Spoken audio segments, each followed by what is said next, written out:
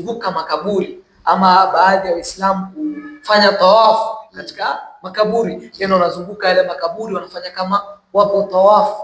Hili swala limekaje kisheria ya dini? Naam, bismillah, salatu wassalamu ala rasulillah. Jambo hili lina mitazamo tofauti tofauti. Kuna wenye ambao wanaona jambo lile linafaa na kuna wengine wanaona kwamba jambo lile halifai, kwa sababu sehemu ambayo tuliowekewa ruhusa kuzunguka ni Al-Kaaba peke yake, lakini sio makaburi. Na kwa sababu hatupati katika maraji yetu, kwa maana Mtume, masahaba na waliofuata masahaba na waliofuata masahaba, hatujawapata walolifanya hili jambo. Kwa hivyo linakuwa halina uhalali moja kwa moja, ila nibaki kusema kwamba kuna wenye ambao wanaliona ni sahihi na kuna ambao wanaliona si sahihi, ila kwa upande wangu mimi sio sahihi, kwa sababu hatujapata maelekezo.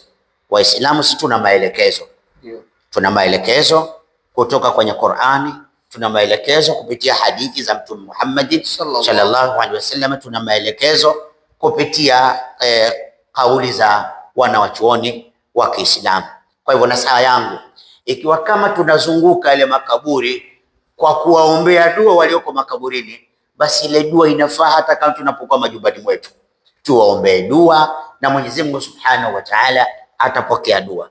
Na lau kama tunazunguka ile makaburi kwa maana ya kuwaomba wao, basi tumuombe Allah, tumuombe Allah tabaraka wa Ta'ala, kwa sababu ndiye alotutangazia sisi, ud'uni astajib lakum, niombeni nitakujibuni, innal ladhina yastakbiruna an ibadati sadkhuluna jahannama dakhirin. Kwa hivyo mwenye haki ya kuombwa ni Allah, na kama ni kutawassal, tumeelekezwa na sheria tumuombe Allah kupitia matendo yetu mema, tumuombe Allah kupitia majina yake matukufu, kama alivyosema lillahi asmaul husna fad'u biha.